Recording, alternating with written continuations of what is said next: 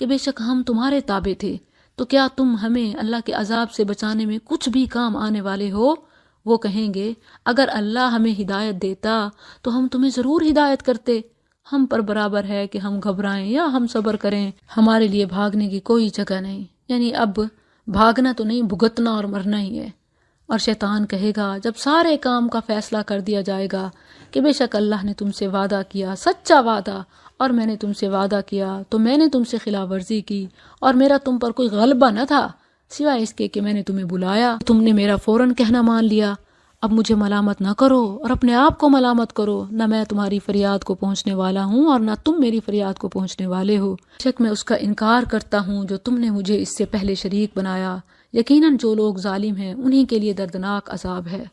وَأُدْخِلَ الَّذِينَ آمَنُوا، اور جو لوگ ایمان لائے اور انہوں نے نیک اعمال کیے، وہ ایسے باغوں میں داخل کیے جائیں گے جن کے نیچے سے نہریں بہتی ہیں، وہ ان میں اپنے رب کے اذن سے ہمیشہ رہنے والے ہوں گے، ان کی آپس کی دعا اس میں سلام ہوگی۔ کیا تو نے نہیں دیکھا کہ اللہ نے ایک پاکیزہ کلمہ کی مثال کیسے بیان فرمائی کہ وہ ایک پاکیزہ درخت کی طرح ہے جس کی جڑ مضبوط ہے اور جس کی چوٹی آسمان میں ہے، وہ اپنا پھل اپنے رب کے حکم سے ہر وقت دیتا ہے، اور اللہ لوگوں کے لیے مثالیں بیان کرتا ہے تاکہ وہ نصیحت حاصل کریں۔ یہ ایک درخت اسلام کا اور پھر اس سے ملنے والا پھل اور سایہ ہمیشہ کا ہے، اور گندی بات کی مثال ایک گندے پودے کی طرح ہے جو زمین کے اوپر سے اکھاڑ لیا گیا، اس کے لیے کچھ بھی قرار نہیں۔ یعنی کفر اور شرک کی مثال ایسے پودے کی ہے جو سطح زمین پر اوپر ہی اوپر ہو اور معمولی سا ہوا کا جھونکا بھی اسے اکھیڑ پھینکے۔ یثبت اللہ ان لوگوں کو جو ایمان لائے پختہ بات کے ساتھ خوب قائم رکھتا ہے دنیا کی زندگی میں اور آخرت میں بھی، اور اللہ ظالموں کو گمراہ کر دیتا ہے۔ اللہ کرتا ہے جو چاہتا ہے، دنیا کی زندگی میں بھی اور برزخی معاملات میں بھی اور اخروی تمام امتحانات میں اللہ مومن کو ہمیشہ ثابت قدمی دیتا ہے۔ الم تر الی الذین بدلوا، کیا تو نے ان لوگوں کی طرف نہیں دیکھا جنہوں نے اللہ کی نعمت کو ناشکری سے بدل دیا اور اپنی قوم کو ہلاکت کے گھر میں لا اتارا، جہنم میں وہ اس میں داخل ہوں گے اور وہ برا ٹھکانہ ہے۔ میرے بندوں سے جو ایمان لائے ہیں کہہ دے کہ وہ نماز قائم کریں اور اس میں سے جو ہم نے انہیں دیا ہے پوشیدہ اور ظاہر خرچ کریں، اس سے پہلے کہ وہ دن آئے جس میں نہ کوئی خرید و فروخت ہوگی اور نہ کوئی دلی دوستی۔ اللہ وہ ہے جس نے آسمانوں اور زمین کو پیدا کیا اور آسمان سے کچھ پانی اتارا، پھر اس کے ساتھ تمہارے لیے پھلوں میں سے کچھ رزق نکالا اور تمہارے لیے کشتیوں کو مسخر کیا تاکہ وہ سمندر میں اس کے حکم سے چلیں، اور تمہاری خاطر دریاؤں کو مسخر کر دیا، اور تمہاری خاطر سورج اور چاند کو مسخر کر دیا کہ پے در پہ چلنے والے ہیں، اور تمہاری خاطر رات اور دن کو مسخر کر دیا۔ اے انسان، ساری مخلوق کو تمہارے مسخر کیا تمہیں اپنی عبادت کے لیے۔ یہاں ان لوگوں کو بھی سوچ کا رد ہے جو کہتے ہیں کہ سارے جہاں کو نبی کی خاطر بنایا، نبی کی نہیں بلکہ امت کی خاطر، انسانوں کی خاطر۔ وما خلقت الجن والانس الا لیعبدون، نبی کی امامت کے لیے نہیں، اپنی عبادت کے لیے بنایا، اور نبیوں کو اپنی عبادت کے طریقے سمجھانے کے لیے بھیجا، اور تمہیں ہر اس چیز میں سے دیا جو تم نے اس سے مانگی، اور اگر تم اللہ کی نعمت شمار کرو تو اسے شمار نہ کر پاؤ گے، بلا شبہ انسان یقیناً بڑا ظالم، بہت ناشکرا ہے۔ اور جب ابراہیم نے کہا، یہ دعائیں ہیں، رب اجعل هذا البلد آمنا واجنبنی وبنی ان نعبد الاصنام، اے میرے رب اس شہر کو امن والا بنا دے اور مجھے اور میرے بیٹوں کو بچا، ہم بتوں کی عبادت کریں گے۔ ایز اے مدرز، پیرنٹس، کیا ہمیں فکر ہے کہ ہماری اولاد شرک و بدعت سے بچے؟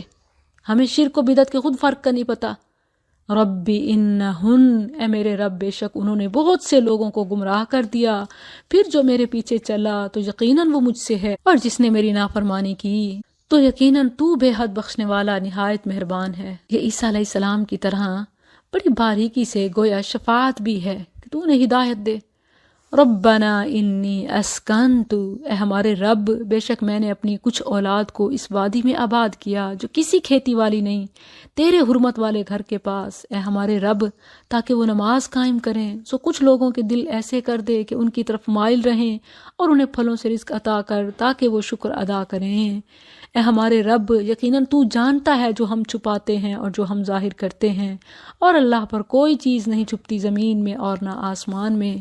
الحمدللہ الذی، سب تعریفیں اس اللہ کی جس نے مجھے بڑھاپے کے باوجود اسماعیل اور اسحاق عطا کیے۔ بے شک میرا رب تو بہت دعا سننے والا ہے۔ رب اجعلنی مقیم الصلاۃ ومن ذریتی ربنا وتقبل دعاء ربنا اغفر لی ولوالدی وللمؤمنین یوم یقوم الحساب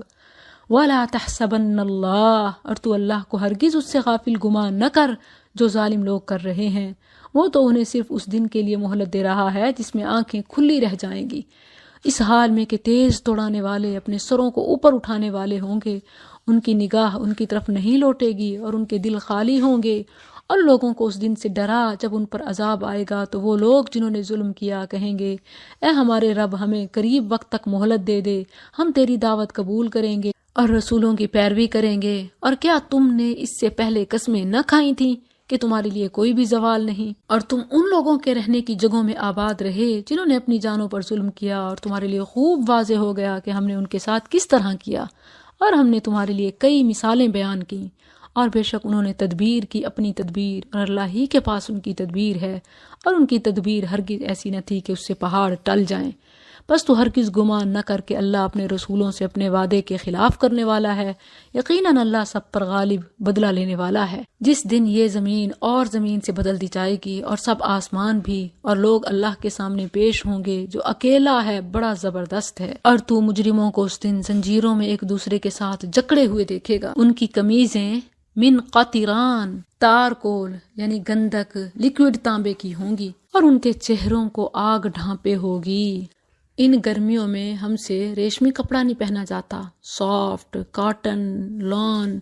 اور پتہ نہیں کون کون سے برانڈز کی طرف مہنگی مہنگی قیمت میں پتلے کپڑے خریدتے ہیں، لیکن آخرت کے دن کی گرمی سے بچنے کے لیے کچھ نہیں کرتے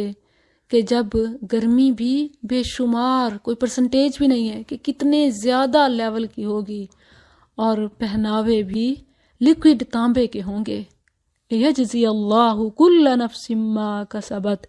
تاکہ ہر جان کو اس کا بدلہ دے جو اس نے کمایا۔ ان اللہ سریع الحساب، بے شک اللہ بہت جلد حساب لینے والا ہے۔ یہ لوگوں کے لیے ایک پیغام ہے، اور تاکہ انہیں اس کے ساتھ ڈرایا جائے، اور تاکہ وہ جان لے